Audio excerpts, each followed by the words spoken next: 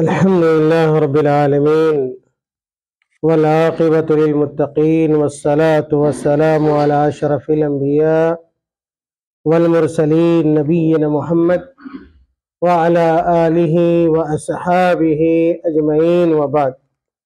قال الله تعالى في القرآن الكريم: أعوذ بالله من الشيطان الرجيم إنا نحن نزلنا الذكر وإنا له لحافظون. وقال النبي صلى الله عليه وسلم: خيركم من تعلم القرآن وعلمه.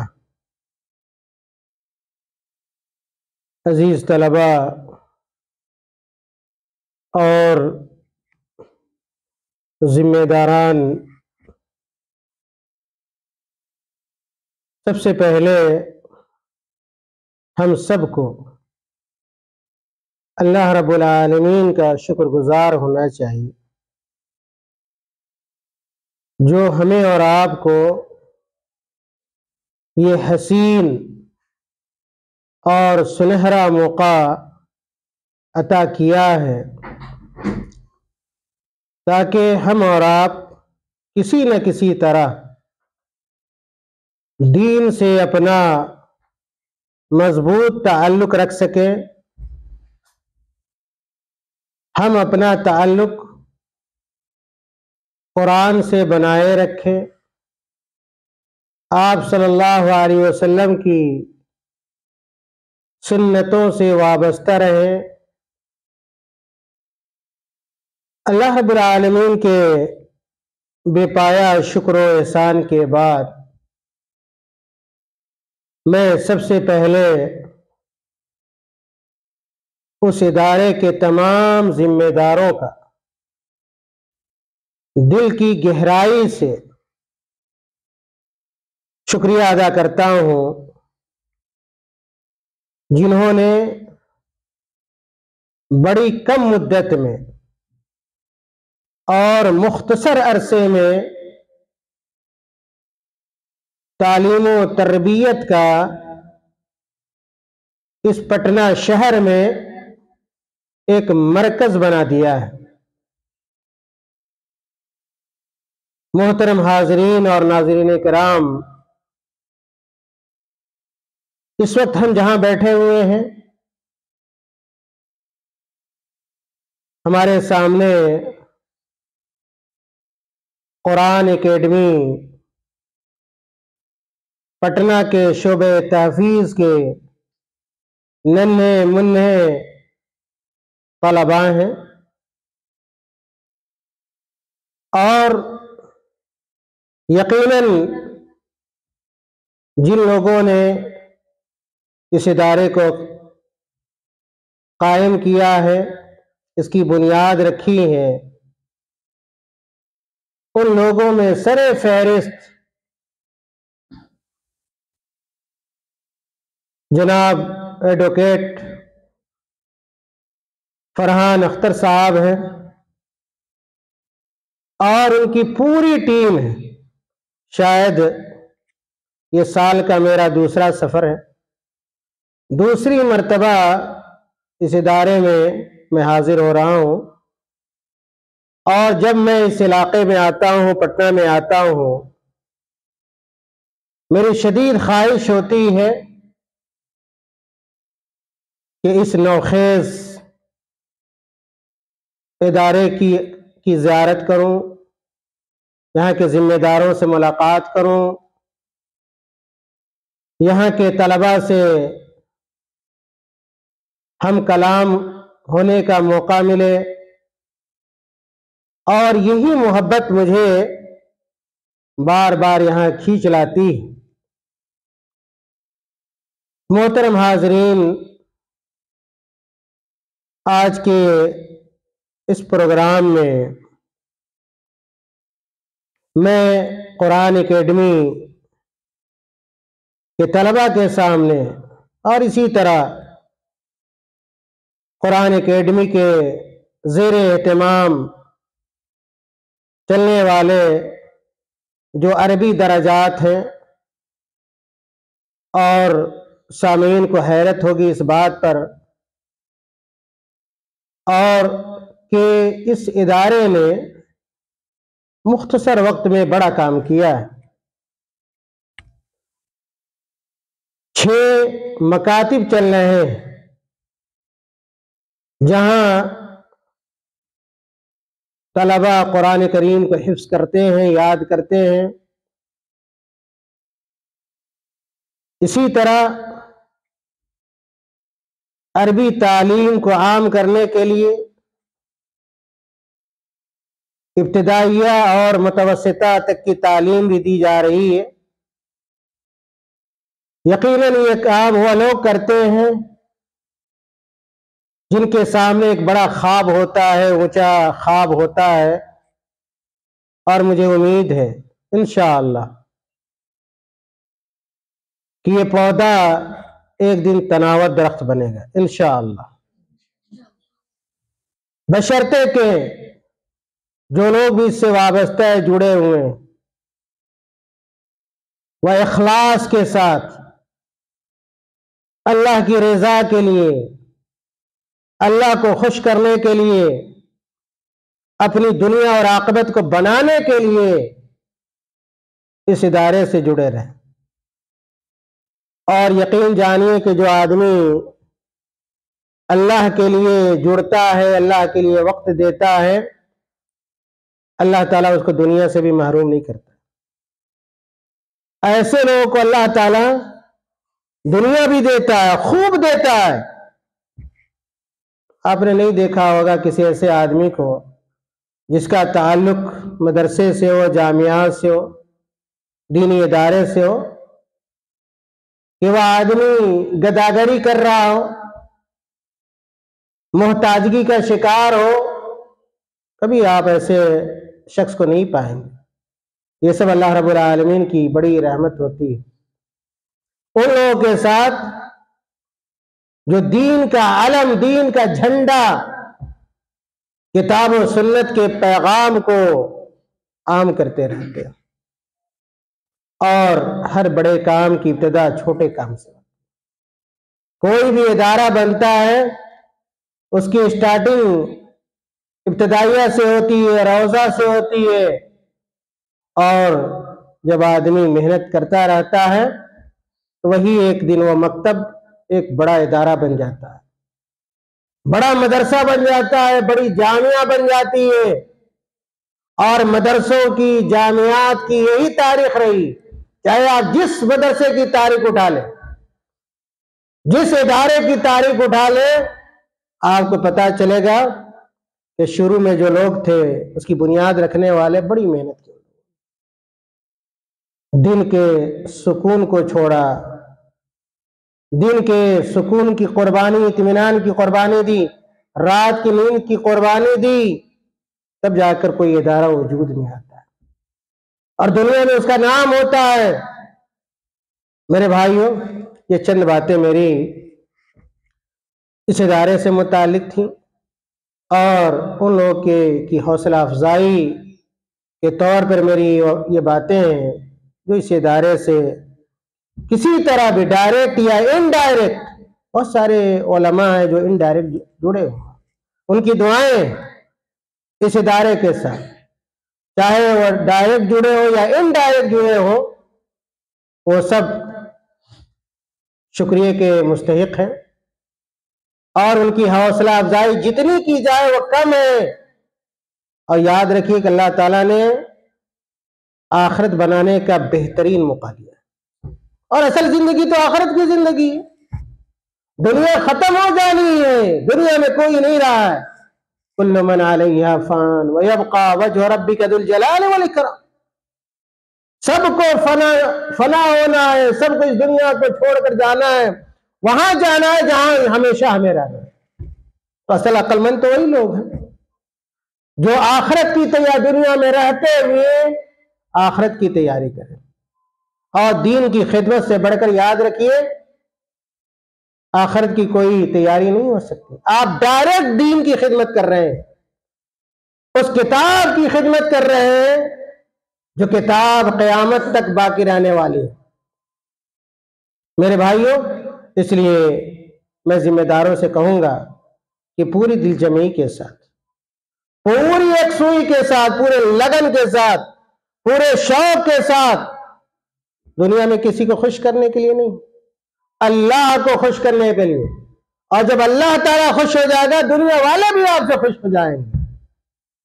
ہو سکتا ہے کہ شروع میں بہت سارے چیلنجوں کا سامنا کرنا پڑتا ہے، بہت ساری مشکلات کا سامنا کرنا پڑتا ہے، لوگوں کی باتیں سننی پڑتی ہیں، تانے سننے پڑتے ہیں، جھیلنے پڑتے ہیں، لیکن جب آپ اس سب کو پار کر کے یا گزر جائیں گے تو پھر پھل آپ کو دیکھنے کو ملے گا۔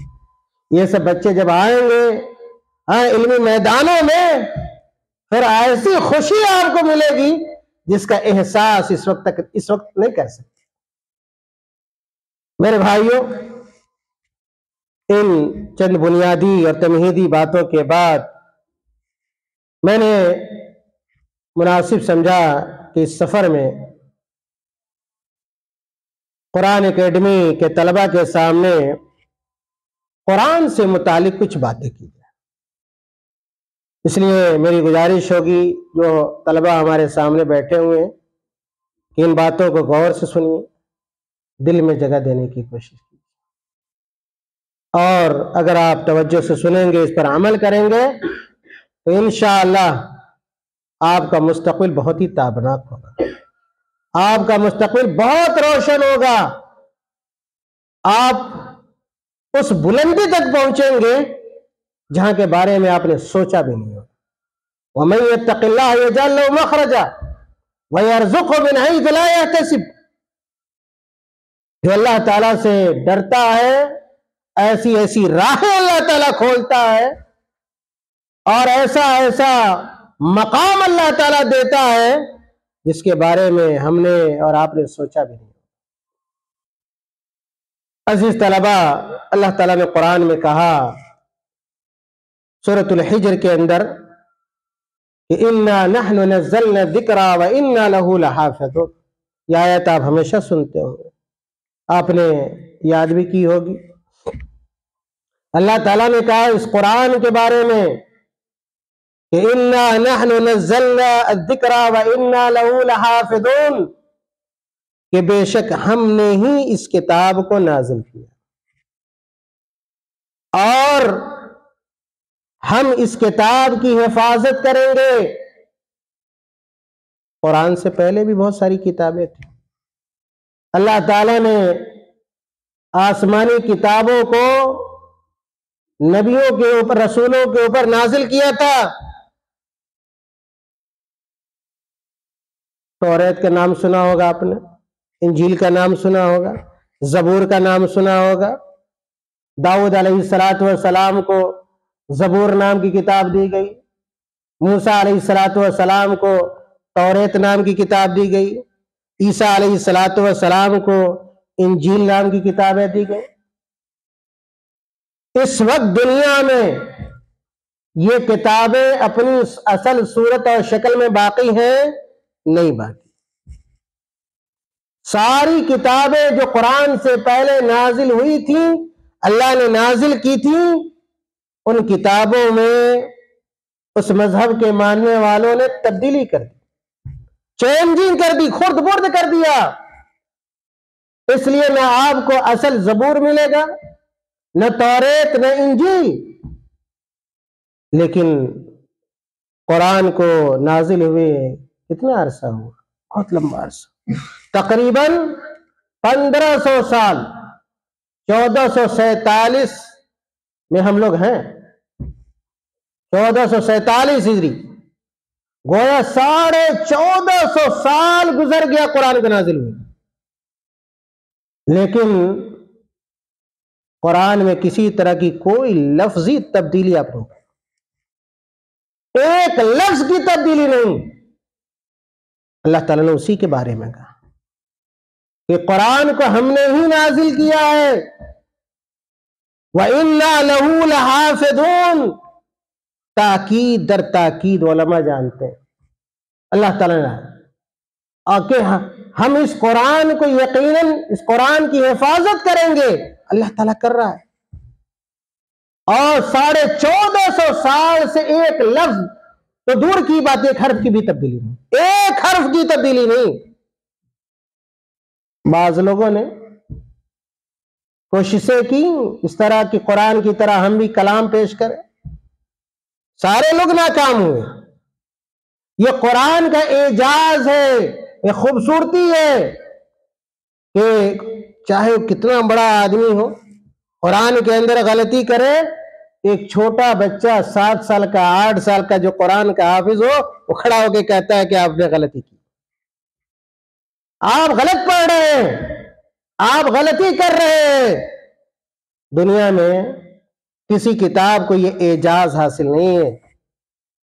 یہ چھوٹا بچہ چاہے وہ جس ملک کا رہنے والا ہو، چاہے وہ افریقہ کا ہو، یورپ کا ہو، ہندوستان کا ہو، یا کسی بھی بر اعظم کا ہو، چھوٹا معصوم بچہ وہ قرآن کا اگر حافظ ہے تو بتائے گا کہ یہاں پہ غلطی ہو رہی، اور اسی طرح یہ قرآن قیامت تک باقی رہے۔ عزیز طلبہ، اللہ کے نبی صلی اللہ علیہ وسلم نے بڑی مشہور حدیث کے اندر بیان فرمایا، اللہ کے نبی صلی اللہ علیہ وسلم نے کہا، حضرت عثمان بن عفان رضی اللہ تعالیٰ عنہ اس حدیث کے راوی میں کہتے ہیں، خیرکم من تعلم القرآن وعلمہ۔ آپ طلبہ، یہ حدیث میں اس لیے بیان کر رہا ہوں کہ بہت سارے طلبہ جب دوسرے بچوں کو دیکھتے ہیں تو ان سے متاثر ہوتے ہیں، مرعوب ہو جاتے ہیں، مرعوب کہ فلانا اسکول کا بچہ دیکھو کتنا اچھا کپڑا پہنے ہوا ہے، کتنا مہنگا کپڑا پہنے ہوا ہے، یہ فلاں گاڑی میں جا رہا ہے، بس میں جا رہا ہے، اور اس کے والدین یہ کر رہے ہیں، وہ کر رہے ہیں، فلاں اسکول میں پڑھ رہا ہے۔ نہیں، آپ کو اس بات کا احساس ہونا چاہیے عزیز بچوں، پیارے بچوں، کہ آپ جو تعلیم حاصل کر رہے ہیں، قرآن کی تعلیم حاصل کر رہے ہیں نا، وہ بہت بڑی تعلیم ہے اور بہت بڑا علم حاصل کر رہے ہیں آپ۔ دنیا کا علم اس کے سامنے کچھ نہیں، کوئی حیثیت نہیں رکھتا ہے۔ اللہ کے نبی صلی اللہ علیہ وسلم نے کہا، خیرکم من تعلم القرآن وعلمہ، کہ تم میں سب سے بہتر وہ آدمی ہے جو قرآن کا علم حاصل کرتا ہے اور دوسرے کو قرآن کا علم سکھلاتا ہے۔ قرآن کا علم سیکھنا اور سکھانا یہ علوم میں سب سے بہتر علم ہے، تعلیم کے اعتبار سے سب سے اونچی تعلیم ہے۔ ایسی تعلیم آپ حاصل کر رہے ہیں، جس کتاب کا علم آپ حاصل کر رہے ہیں، اس کتاب کی نسبت کس کی طرف ہے؟ اللہ کی طرف۔ کتاب اللہ، وقت نہیں ہے ورنہ میں بتاتا، یہ کتاب عظیم ہے جس کا علم آپ لوگ حاصل کر رہے ہیں، اس قرآن اکیڈمی۔ اس لیے کبھی کسی دوسرے بچوں سے متاثر نہیں ہوئیے گا، کبھی ان سے مرعوب نہیں ہونا ہے۔ جب آپ قرآن کا علم حاصل کر لیجئے گا، عربی زبان سیکھ لیجئے گا اور دوسرے فیلڈ میں جائیے گا، ڈاکٹر بنیے گا، انجینئر بنیے گا، پروفیسر بنیے گا، اور دوسرے علوم میں مہارت پیدا کیجئے گا، تو آپ کے اندر کام کرنے کی جو صلاحیت ہوگی، جو لیاقت ہوگی، اور جس خوبصورت انداز میں آپ اس کام کو کیجئے گا، دوسرے لوگ نہیں کر پائیں گے۔ جنہوں نے یہ علم حاصل نہیں کیا ہوگا، وہ آپ کو دین بھی ملے گا اور دنیا بھی ملے گی، دین بھی ملے گا اور دنیا بھی ملے گی۔ اور میں نے شروع میں کہا کہ جو دین کے لیے کوشش کرتا ہے، اللہ تعالیٰ دنیا سے اس کو ہرگز محروم نہیں کرتا ہے۔ اس لیے اس حدیث کو ہمیشہ اپنے پیش نظر رکھنا چاہیے۔ علامہ البانی رحمۃ اللہ علیہ بہت بڑے ایک امام گزرے ہیں بچوں، علامہ البانی رحمۃ اللہ علیہ، آپ نے ان کا نام اپنے اساتذہ کے زبانی سنا ہو۔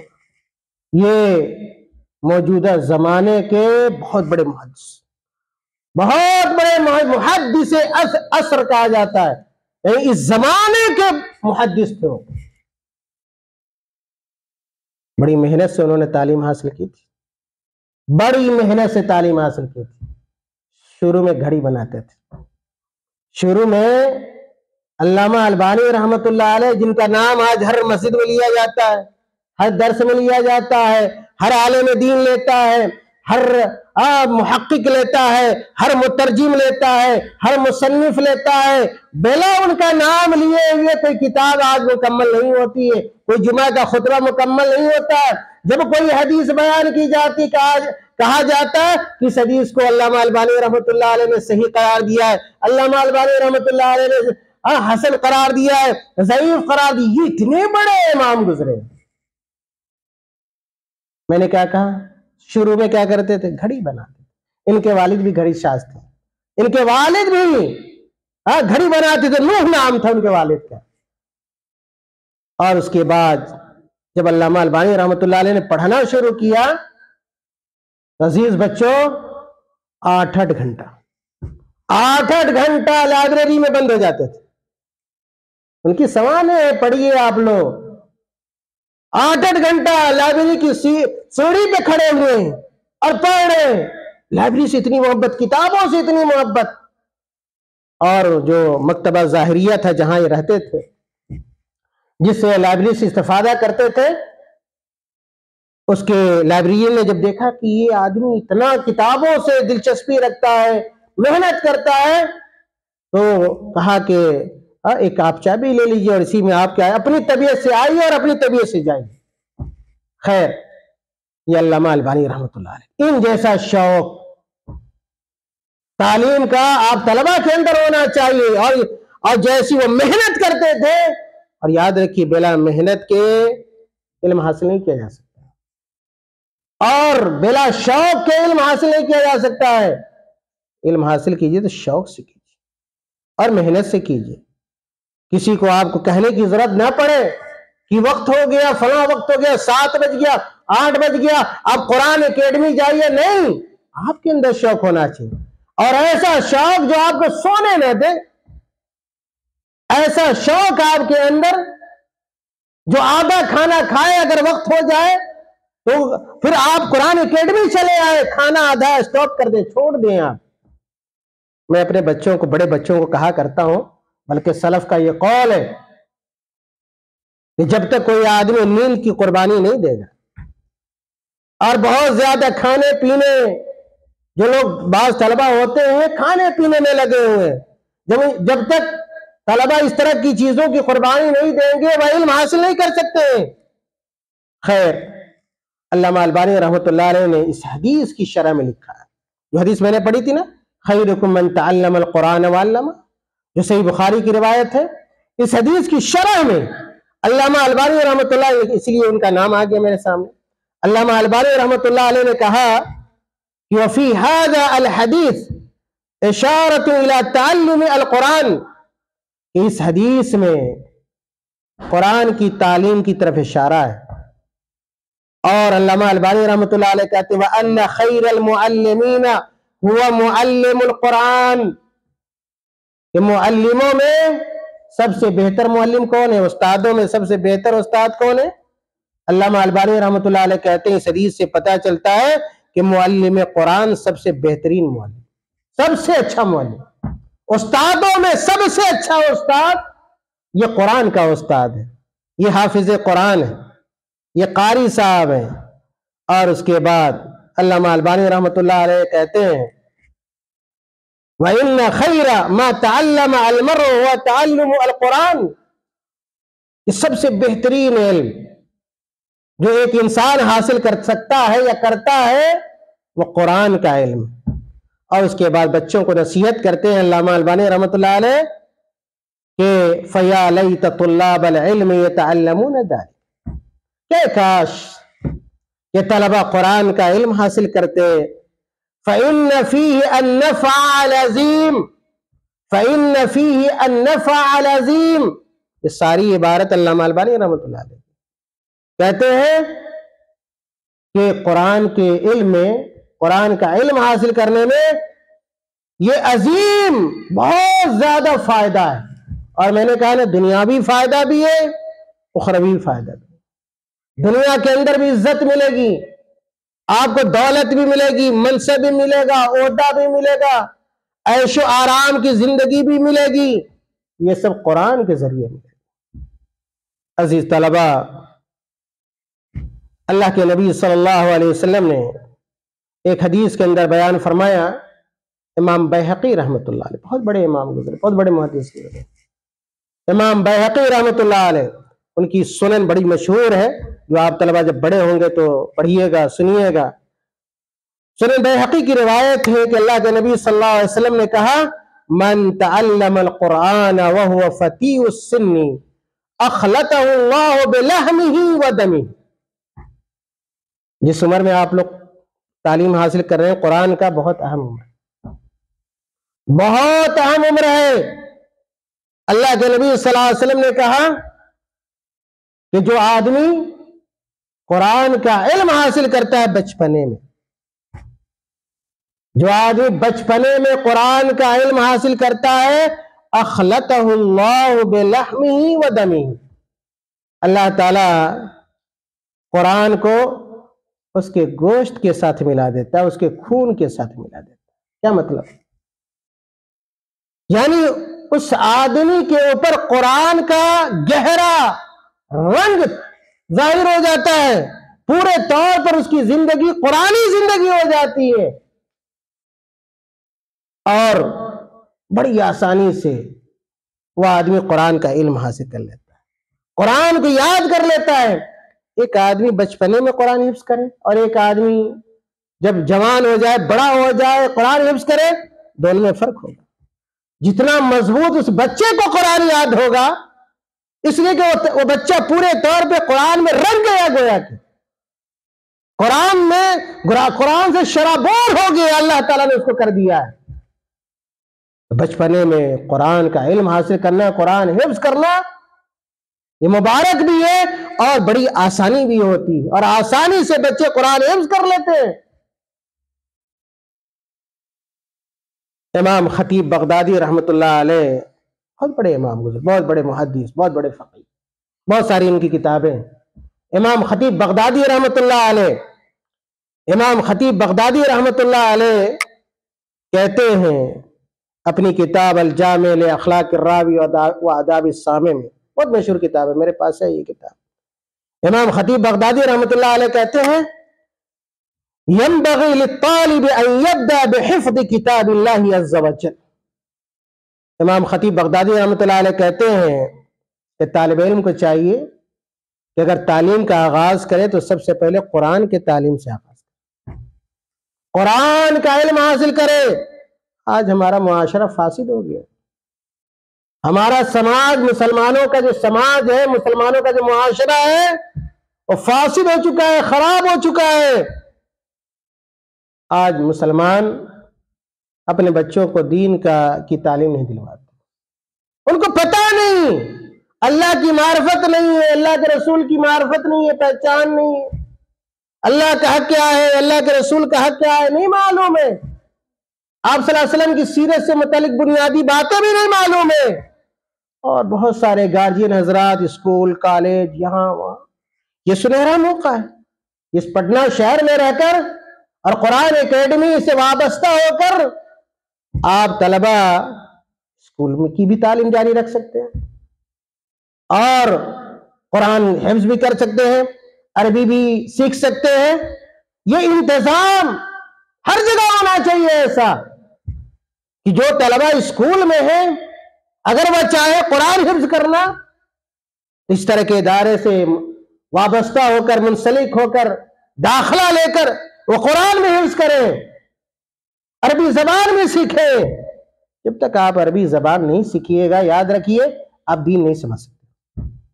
اگر دین کو سمجھنا ہے صحیح معنوں میں، قرآن کو اگر سمجھنا ہے، حدیث کو اگر سمجھنا ہے، اللہ کی اگر پہچان کرنی ہے، اللہ کے رسول کی سیرت کو اگر پڑھنا ہے، تو اس کے لیے عربی بہت ضروری ہے. ٹھیک ہے، ترجمے موجود ہے، لیکن ترجمہ ہے، ٹرانسلیشن ہے. لیکن ایک آدمی جو عربی جانتا ہے، وہ جس طرح قرآن کو سمجھتا ہے، اس طرح ایک جو انگریزی کے واسطے سے اگر وہ قرآن کا ترجمہ پڑھ رہا ہے، دونوں میں زمین آسمان کا فرق ہوتا ہے. اس لیے ہر آدمی کو چاہیے چاہے وہ چھوٹا ہو، بڑا ہو، بوڑھا ہو. ہم لوگوں نے دیکھا حرم شریف میں، شیخ خوشحال موجود ہیں یہاں پہ ہمارے، اس قرآن اکیڈمی کے پرنسپل ہیں، انہوں نے دیکھا ہے، ہم نے دیکھا ہے 80 سال عمر ہے، 70 سال عمر ہے ایک آدمی کی، اور مسجد نبوی میں اس طرح کے حلقات میں چھوٹے چھوٹے جو وہاں قرآن کے حلقے لگتے ہیں، کتاب کی یاد کرنے کے، قرآن سیکھنے کے، سکھانے کے، 70 سال کا آدمی، بوڑھا آدمی، اور قرآن میں حلقے میں بیٹھ کر قرآن سیکھ رہا ہے، قرآن حفظ کر رہا ہے، مخرج کی اصلاح کر رہا ہے، عربی زبان سیکھ رہا ہے، بڑے بڑے مشائخ کے درس میں بیٹھا ہوا ہے، 70 سال کی عمر ہے، 75 سال کی عمر ہے. اپنے یہاں لوگ کہتے ہیں اس عمر میں پڑھنے کی کیا ضرورت ہے، پڑھنے کی کوئی عمر نہیں ہوتی.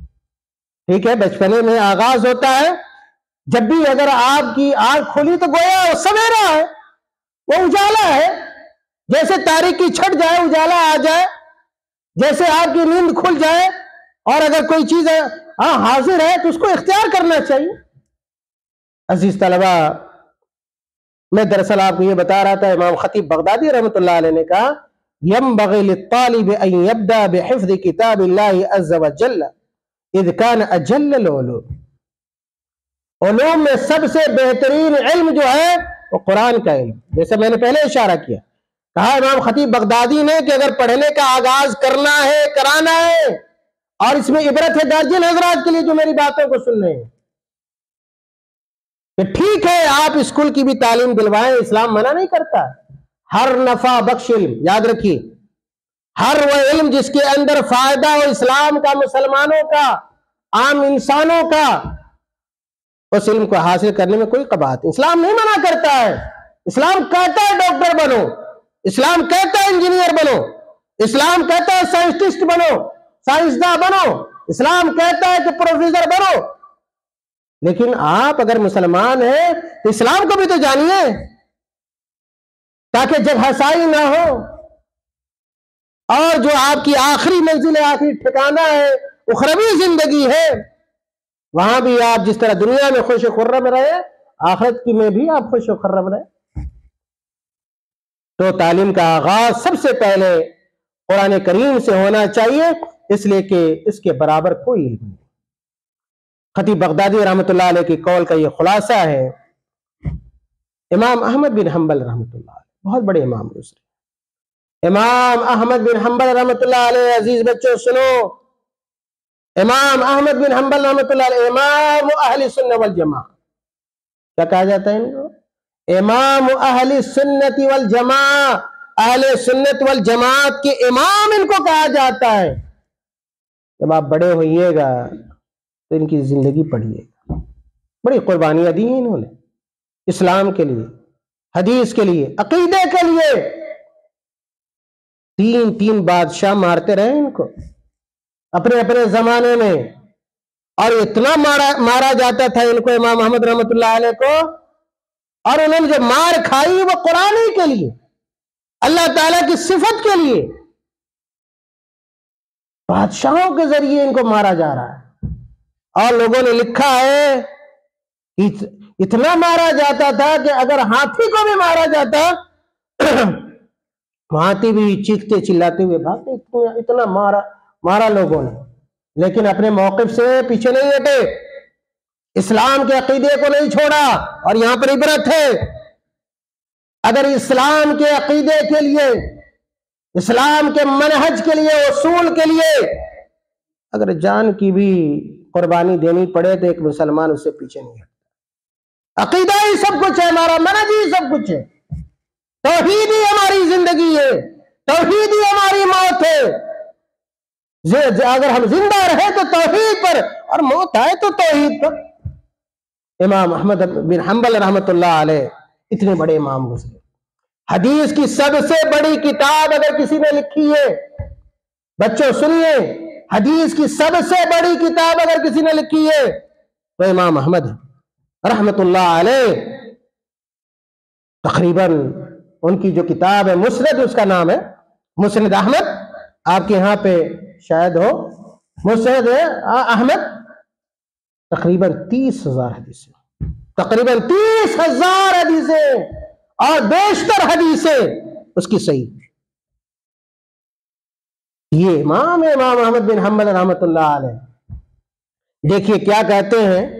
امام احمد بن حنبل رحمۃ اللہ علیہ سے پوچھا گیا، ان کے شاگرد امام میمونی ہیں، انہوں نے پوچھا اپنے استاد امام احمد سے کہ استاد محترم یہ بتلائیے کہ میں چاہتا ہوں کہ میرا بیٹا اب پڑھائی شروع کرے، یعنی تعلیم کا آغاز کرے، تو سب سے پہلے کس کتاب کی میں تعلیم دلواؤں؟ کس سے پوچھا جا رہا ہے؟ امام احمد سے۔ امام احمد رحمۃ اللہ علیہ سے ان کے شاگرد پوچھ رہے ہیں کہ میں پہلے قرآن کا اپنے بیٹے کو تعلیم دلواؤں یا حدیث کا؟ تو امام احمد بن حنبل رحمۃ اللہ علیہ نے کہا کہ سب سے پہلی جو تعلیم ہونی چاہیے بچے کی اور تمہارے بیٹے کی، وہ قرآن کا علم ہونا چاہیے۔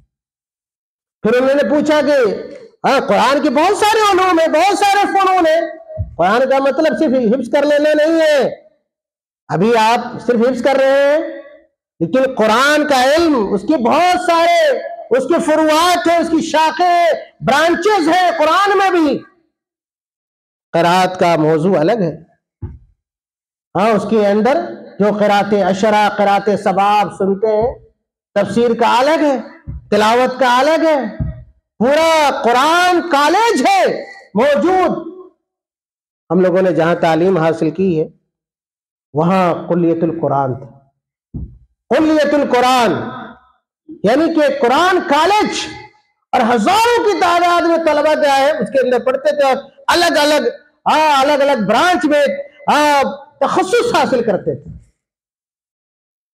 عزیز طلبہ، امام احمد بن حنبل رحمۃ اللہ علیہ سے پوچھا گیا کہ پہلے سب پورا قرآن کا علم ہم اپنے بیٹے کو سکھلائے؟ کہا کہ ہاں ایسا کر سکتے ہو، لیکن دیکھ لو ایسا نہ ہو کہ مشکل پڑ جائے۔ اگر تمہارے بیٹے کے لیے اگر مشکل ہو تو قرآن کے جتنے بھی علوم ہیں اعتبار بھی نہیں، تھوڑا تھوڑا کر کے آپ قرآن کا علم اپنے بیٹے کو دے سکتے ہو۔ یہ امام احمد بن حنبل رحمۃ اللہ علیہ نے مشورہ دیا اپنے شاگرد امام میمونی کو۔ عزیز طلبہ، اسی طرح کا قول امام نووی رحمۃ اللہ علیہ سے بھی مروی۔ امام نووی رحمۃ اللہ علیہ بہت بڑے امام گزرے، امام نووی رحمۃ اللہ علیہ بہت بڑے امام، ان کو بہت زیادہ لمبی عمر نہیں ملی۔ امام نووی رحمۃ اللہ علیہ کی جب آپ سیرت پڑھیے گا پتہ چلے گا امام نووی رحمۃ اللہ علیہ 46 یا 47 سال زندہ رہے، 46 اور 47 سال ہی، لیکن اللہ تعالیٰ نے ان سالوں میں بڑی برکت دی تھی، اتنی کتابیں لکھ گئے اور اتنی اہم کتابیں لکھ گئے۔ آج دنیا میں آپ نے سنا ہوگا عزیز بچوں، صحیح بخاری، صحیح مسلم، دو کتابیں بڑی مشہور ہیں حدیث میں، صحیح بخاری اور صحیح مسلم۔ امام بخاری کی صحیح اور امام مسلم رحمۃ اللہ علیہ کی صحیح، اور آپ کو پتا ہے صحیح مسلم کی سب سے بڑی شرح، صحیح مسلم کی سب سے بڑی شرح اگر دنیا میں رائج ہے، مقبول ہے، اور وہ کتاب پڑھی جاتی ہے، طلبہ علماء سب پڑھتے ہیں، صحیح مسلم کی شرح وہ کن کی شرح ہے؟ امام نووی کی شرح ہے، المنہاج، اس کا نام ہے مختصر المنہاج۔ یہ امام نووی رحمۃ اللہ علیہ کئی جلدوں میں، ہر خطیب، ہر واعظ ایک کتاب پڑھتا ہے، ریاض الصالحین، اردو میں بھی، انگریزی میں، ہندی میں، متعدد زبانوں میں ترجمہ ہے۔ کس کی کتاب ہے؟ امام نووی کی، مختصر زندگی ملی، اس سے بھی مشہور۔ انہوں نے 42 حدیثوں کا مجموعہ جمع کیا، جس کو ہم لوگ کہتے ہیں الاربعون النوویہ، نام ہے اربعون، لیکن اس میں حدیثیں کتنی ہیں؟ 42 اور اب اس وقت جو دیکھیے گا تو 42 نہیں بلکہ 50 حدیثیں اس میں۔ نام کیا ہے؟ الاربعون، نام کا مطلب کیا ہے؟ 40، اربعون کس کو کہتے ہیں؟ 40 کو۔ حدیثیں کتنی ہیں اس میں؟ 50۔ تو الگ الگ وقتوں میں اہل علم نے اس میں حدیثوں کا اضافہ کیا، اور اس وقت 50 حدیثیں۔ میں یہ کہنا چاہ رہا ہوں کہ بہت بڑے امام گزرے، امام نووی رحمۃ اللہ علیہ، اور ایسے ہی آپ لوگوں کو بننا ہے۔ اس لیے تعارف کرا رہا ہوں میں کہ آپ امام خطیب بغدادی رحمۃ اللہ علیہ کو جانیے، آپ علامہ البانی رحمۃ اللہ علیہ کو جانیے، آپ امام احمد رحمۃ اللہ علیہ کو جانیے، یہ بڑی شخصیات ہے، ہاں یہ بڑی شخصیات ہے جن کو اللہ تعالیٰ نے بڑا علم دیا تھا۔ اس لیے آپ ابھی چھوٹے ہیں لیکن آپ کی نگاہ وہاں ہونی چاہیے، آپ کا خواب ہونا چاہیے۔ عزیز طلبہ، امام نبوی رحمۃ اللہ علیہ نے بھی یہی باتیں کہیں، جو بات امام احمد رحمۃ اللہ علیہ کی تھی کہ وَأَوَّلَ مَا يَبْتَدِئُ بِهِ حِفْظُ الْقُرْآنِ الْعَظِيمِ، کہ سب سے پہلے آدمی کو قرآن کا علم حاصل کرنا چاہیے۔ اور انہوں نے ایک اور بڑی عجیب بات کہی، امام نبوی رحمۃ اللہ علیہ نے کہا، انہوں نے کہ وَكَانَ السَّلَفُ لَا يُعَلِّمُونَ الْحَدِيثَ وَالْفِقْهَ إِلَّا لِمَنْ حَفِظَ الْقُرْآنِ۔ بہت بڑی بات کہی انہوں نے، کہا امام نبوی رحمۃ اللہ علیہ نے کہ ہمارے اسلاف یعنی محدثین بڑے بڑے جو گزرے فقہائے کرام کہتے ہیں کہ وَكَانَ السَّلَفُ لَا يُعَلِّمُونَ الْحَدِيثَ وَالْفِقْهَ، کہ سلف صالحین کسی کو اس وقت تک حدیث کا علم نہیں سکھلاتے تھے، فقہ کا علم نہیں سکھلاتے تھے، جب تک کہ وہ آدمی قرآن کا علم حاصل نہ کر لے، جب تک وہ آدمی حافظ قرآن نہ بن جائے۔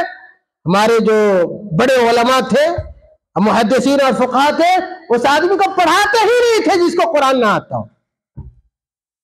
آج کل دیکھیے جا کر، ہم لوگ گاؤں دیہات میں رہتے ہیں، صحیح سے اذان دینے والا نہیں ملے گا۔ نماز تو چھوڑ دیجئے، جو لوگ اذان دے رہے ہیں بہت سارے لوگ، وہ اس بات کے اہل نہیں ہے کہ وہ اذان دے سکے، اذان کے کلمات ادا نہیں کر سکتے اور ہمیشہ غلطی کرتے ہیں۔ اشہدو کو تو پتہ نہیں لوگ کیسے کیسے پڑھتے ہیں، اشہدو پتہ نہیں کیسے کیسے پڑھتے ہیں۔ نماز پڑھانے کے لیے بسا اوقات جہلا آگے بڑھتے، جاہل کے ذریعے ہے ہی نہیں کوئی معاشرے میں پڑھا لکھا جس کو قرآن یاد ہو، کوئی حافظ ہو۔ تو ایسے ماحول میں آپ کی بڑی ضرورت ہے، آپ طلبہ کی بڑی ضرورت ہے کہ آپ جہاں رہے وہاں قرآن کے ساتھ رہے، مسجدیں آباد ہوں گی، لوگ کو امام میسر آئیں گے، لوگ کی نمازیں صحیح ہوں گی، اذان درست ہوگی۔ یہ اس وقت ہوگا جب اس طرح کے ادارے ہر جگہ، ہر شہر میں، ہر محلے میں، اور فرحان اختر صاحب جیسے لوگ پیدا ہو ہر علاقے میں، اور ان کی ٹیم جیسے شوق اور رغبت رکھنے والے جب کیا ہے پیدا ہوں گے، تو انشاءاللہ اس طرح کا انقلاب برپا ہوگا انشاءاللہ۔ عزیز طلبہ، اللہ تعالیٰ نے قرآن میں کہا وَرَتِّلِ الْقُرْآنَ تَرْتِيلًا، وَرَتِّلِ الْقُرْآنَ تَرْتِيلًا، کہ لوگوں قرآن کو ترتیل کے ساتھ پڑھو۔ آپ کے استاد نے بتایا ہوگا ترتیل کا معنی کیا، ٹھہر ٹھہر کے پڑھو، آرام آرام سے پڑھو۔ میں نے کہا نا قرآن لوگوں کو پڑھنا نہیں آتا، گاؤں دیہاتوں میں جو لوگ امامت کرا رہے ہیں ان کو قرآن پڑھنا نہیں آتا ہے۔ یہ بدقسمتی ہے کہ مسلمان ہو قرآن نہ پڑھنا آوے۔ میں نے کہا نا بوڑھے لوگ حرمین شریفین کے اندر شرم نہیں کرتے کہ میری عمر 50 سال ہو گئی، 60 سال ہو گئی، نہیں، وہ آتے ہیں درس میں بیٹھتے اور قرآن سیکھتے ہیں، قرآن سیکھتے ہیں۔ قرآن سیکھنا شرف کی بات ہے، عزت کی بات ہے، چاہے آپ جس مرحلے میں سیکھ لیجیے۔ اللہ تعالیٰ نے کہا وَرَتِّلِ الْقُرْآنَ تَرْتِيلًا، قرآن کو ترتیل کے ساتھ پڑھو۔ اسی طرح اللہ تعالیٰ نے دوسری جگہ قرآن میں کہا الَّذِينَ آتَيْنَاهُمُ الْكِتَابَ يَتْلُونَهُ حَقَّ تِلَاوَتِهِ، کہ وہ لوگ جنہیں ہم نے کتاب دیا یعنی قرآن دیا ہے، وہ لوگ قرآن کی تلاوت ایسے کرتے ہیں جیسے کہ اس کی تلاوت کرنے کا حق ہے۔ أُولَئِكَ يُؤْمِنُونَ بِهِ، وہی لوگ ہیں جو اس قرآن پر ایمان رکھتے ہیں۔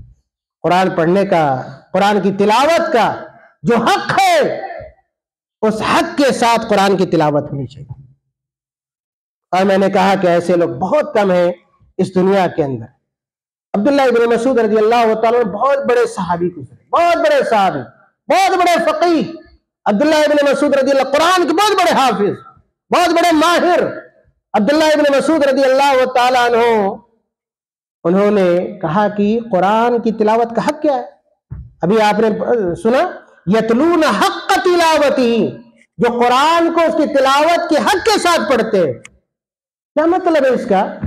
عبداللہ ابن مسعود رضی اللہ تعالیٰ عنہ نے اس کا مفہوم بتلایا، کہا اس کا مطلب یہ ہے کہ جب آدمی قرآن پڑھے، اس کی تلاوت کرے، اس کا حق یہ ہے کہ اللہ تعالیٰ نے قرآن میں جن چیزوں کو حلال قرار دیا ہے اس کو حلال سمجھے، جن چیزوں کو حرام ٹھہرایا ہے اللہ تعالیٰ نے حرام سمجھے۔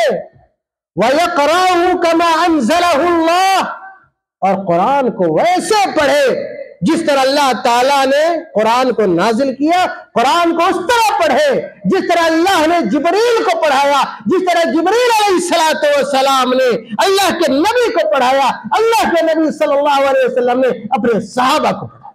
یہ قرآن ہے، یہ قرآن کا حق ہے۔ ایسے نہیں کہ لہنے جلی کر رہے، لہنے خفی کر رہے، مخرج کا کوئی عطا پتہ نہیں ہے۔ ایسے لوگ بھی قرآن پڑھنے والے، مزہ نہیں آتا، سننے کی طبیعت نہیں ہوتی۔ اگر قرآن غلط لوگ پڑھتے ہیں، قرآن سننے میں اچھا نہیں لگتا ہے، معنی بدل جاتا ہے، زبر زیر حرکت سے معنی بدلتا ہے۔ زبر کو زیر پڑھ دیا، زیر کو زبر پڑھ دیا، اس سے بھی معنی میں تبدیلی آ جاتی ہے۔ یہ قرآن کا حق ہے۔ جو عبداللہ ابن مسعود رضی اللہ تعالیٰ عنہ نے بتلایا، اسی طرح عبداللہ ابن مسعود رضی اللہ تعالیٰ عنہ ایک اور بات کی، ان کا قول ہے جویدو القرآن، جو حفاظ ان کو معلوم ہے، جویدو القرآن امر کا صیغہ ہے، امر، آرڈر، حکم۔ عبداللہ ابن مسعود کہتے ہیں جویدو القرآن، قرآن کو تجوید کے ساتھ پڑھو۔ قرآن کا یہ حق ہے کہ قرآن کو تجوید کے ساتھ پڑھا جائے۔ وَزَيِّنُوهُ بِأَحْسَنِ الْأَصْوَاتِ، اور قرآن کو مزین کرو، خوبصورت بناؤ، خوبصورت آواز کے ذریعے جس حد تک ہو سکے۔ آپ کوشش اس بات کی کیجئے کہ تجوید کے ساتھ قرآن پڑھیں، جس حد تک ہو سکے آپ اس بات کی کوشش کیجئے خوبصورت انداز میں، اچھی آواز کے ساتھ۔ آگے حدیث آ رہی، بہت جلدی میری بات ختم ہو جائے گی۔ جس حد تک ہو سکے اچھے انداز میں، خوبصورت لب و لہجے میں۔ آپ نے سنا ہوگا حرمین شریفین کے جب ائمہ قرآن پڑھتے ہیں دل چاہتا ہے سنیں اور پڑھیں اور پڑھیں۔ ہم لوگ جب وہاں تھے مدینہ یونیورسٹی کے اندر، اور جب حرم میں نماز پڑھتے تھے مغرب اور عشاء کی، عام طور پر کوشش ہوتی تھی کہ کوئی آیت مس نہ ہو، کوئی آیت ایسی نہ رہے جس کو ہم لوگ امام صاحب سے نہ سنیں، اس لیے کہ خوبصورت انداز میں پڑھتے تھے۔ عزیز بچوں، تو صحابہ کرام بھی تجوید کے ساتھ اور خوبصورت آواز کے ساتھ قرآن کریم کو پڑھا کرتے تھے۔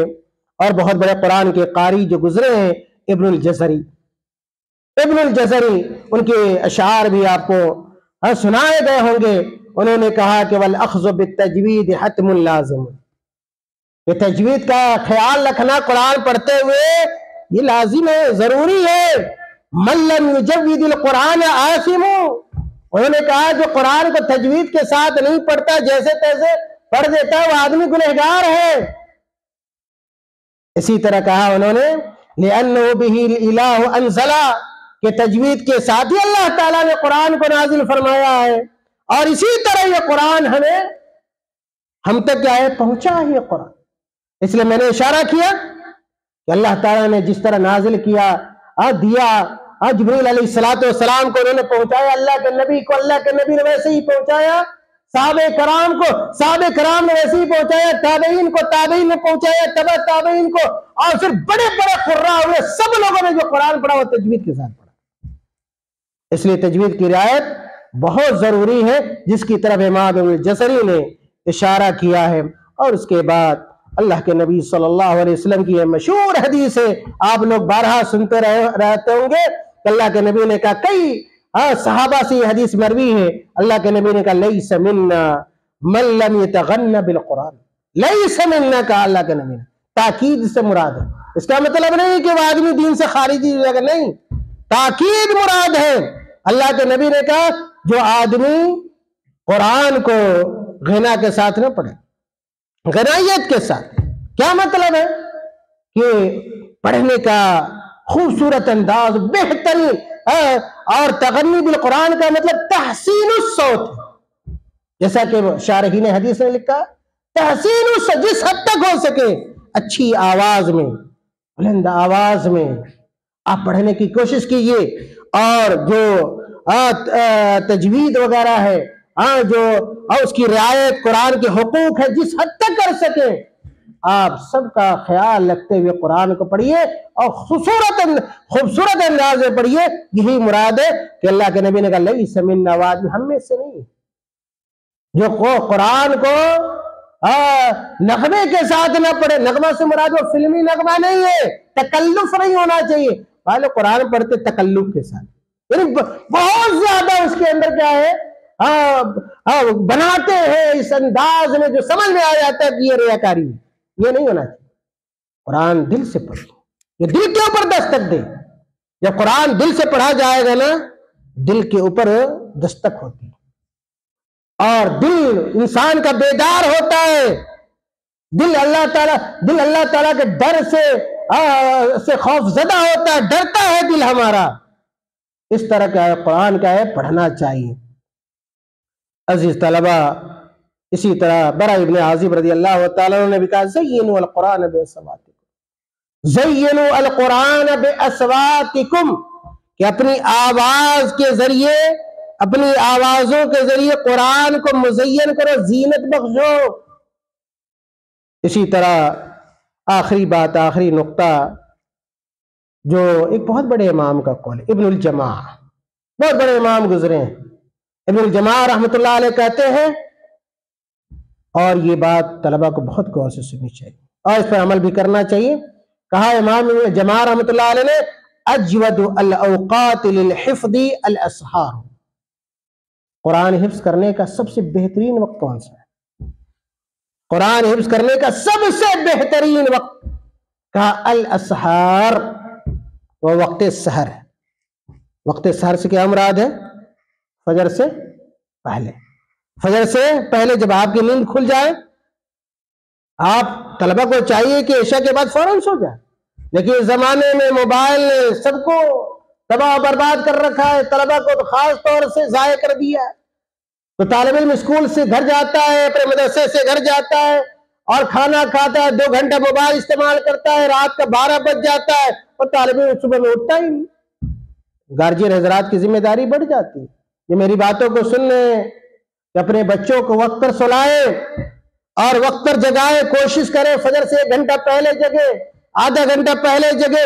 وہ قرآن حفظ کرنے کا یا کوئی بھی کتاب حفظ کرنے کا, خاص طور سے قرآن, یہ بہترین وقت ہے جو وقت سحر ہے, فجر سے پہلے کا وقت ہے, جس میں رمضان میں ہم لوگ سحری کرتے رہتے ہیں. صبح کے وقت کو سحر کہتے ہیں. آگے دیکھیے کیا کہتے ہیں, کہتے ہیں وَلِلْبَحْثِ الْأَبْكَارِ, اور کوئی آدمی ریسرچ کا کام کر رہا ہے, کوئی آدمی بحث و تحقیق کا کام کر رہا ہے, اس کے لیے سب سے بہترین اور سوٹیبل وقت جو ہو سکتا ہے وہ فجر کے بعد کا وقت, جو بالکل صبح ہوتا ہے, سحر کے بعد, فجر کی نماز کے بعد. اگر کوئی آپ کو ریسرچ کرنا ہے, تحقیق کرنی ہے, تو آپ کے لیے وہ وقت بہت ہی مناسب ہو سکتا ہے. اس کے بعد کا وَلِلْكِتَابَةِ وَسْطُ النَّهَارِ, اگر کوئی آدمی صحافی, لکھنے سے اس کا تعلق ہے, ترجمہ وغیرہ کرتا ہے, تو کہتے ہیں کہ دن کا جو بیچ کا جو حصہ ہوتا ہے, دوپہر کا وقت, ظہر سے پہلے یا کہ ظہر کے بعد مغرب تک, یہ وقت لکھنے کا بہترین وقت ہے. اور اخیر میں وہ کہتے ہیں وَلِلْمُطَالَعَةِ وَالْمُذَاكَرَةِ اللَّيْلِ, اور جو آدمی مطالعہ اسٹڈی کرنا چاہتے ہیں, کسی کتاب کو پڑھنا چاہتے ہیں, اسٹڈی کرنا چاہتے ہیں, یا سبق کو دہرانا چاہتے ہیں. حفظ کے طلبہ سبق کو دہرانا بھی ضروری ہے نا, بار بار پڑھنا ضروری ہے. اگر دہرانا چاہتے ہیں, مذاکرہ کرنا چاہتے ہیں, یاد کرنا چاہتے ہیں, مذاکرہ سبق کو پڑھے ہوئے سبق کو دہرانا, تو اس کے لیے بہترین وقت رات کا وقت. اگر آپ طلبہ ان باتوں پر, ان ہدایات پر, جو ہمارے ہدایات نے یا تو قرآن کے ہیں یا تو حدیث کے ہیں یا ایک سلف صالحین کے اقوال ہیں, جو میں نے آپ کے سامنے پیش کیا ہے, رکھا ہے, اس امید کے ساتھ کہ اللہ تعالیٰ اپنے فضل اور احسان سے آپ کو توفیق بخشے, تو ان باتوں پر آپ عمل پیرا ہوئیے. اور جو اللہ تعالیٰ نے آپ کو موقع دیا ہے, سب کو نہیں ملتا ہے, اللہ نے جو موقع دیا ہے اس موقع کا صحیح استعمال کیا. والدین کہیں نہ کہیں، ہاں وہ جگے نہ جگے، آپ کو بھیجے نہ بھیجے، آپ کے اندر تڑپ ہو، میں نے کہا نا شوق ہو جو آپ کو سونے نہ دے، شوق ہو جو آپ کو گھر میں رہنے نہ دے، جب تک آپ قرآن اکیڈمی نہ آئے، جب تک آپ کو سکون نہ ملے، جب تک آپ اپنے استاد کا چہرہ نہ دیکھیں، آپ کو سکون نہ ملے، اور جس دن آپ قرآن نہ پڑھیں اس دن آپ کو اطمینان نہ ملے۔ یہ شوق اور یہ رغبت اور یہ لگن جس طالب علم کے دل میں پیدا ہو جائے، یاد رکھیے کہ وہ طالب علم کامیاب ہو۔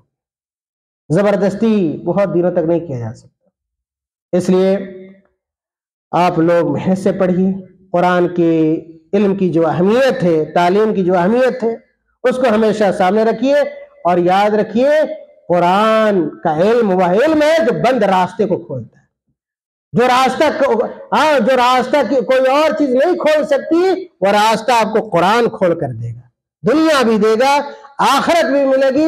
اس لیے پورے شوق کا مظاہرہ کرنا ہے اور یہ ارادہ کرنا ہے کہ قرآن اکیڈمی سے ہم بڑے آدمی بنیں، ہاں کہ ہمارے ایک ہاتھ میں قرآن ہو، حدیث بھی ہو، اور دنیا کا بھی دنیاوی جو علم ہے، جو نفع بخش علم ہے، اس میں بھی ہم آگے بڑھیں گے، اور اس طرح ہمارے ملک کا، ہمارے وطن کا، ہمارے شہر کا، ہمارے علاقے کا دین کی بھی خدمت ہوگی، دنیا کی بھی خدمت ہوگی، ہم وطن کی بھی خدمت اپنے علم کے ذریعے کر سکتے ہیں۔ اللہ تعالی ہم تمام لوگوں کو نیک عمل کی اور اسی طرح اچھا علم حاصل کرنے کی توفیق عطا فرمائے، اور اللہ تعالی ہمیں پوری محنت کے ساتھ، پورے شوق کے ساتھ قرآن اکیڈمی سے استفادہ کرنے کی توفیق بخشے، آمین۔ وآخر دعوانا الحمدللہ رب العالمین۔ السلام علیکم ورحمۃ اللہ وبرکاتہ۔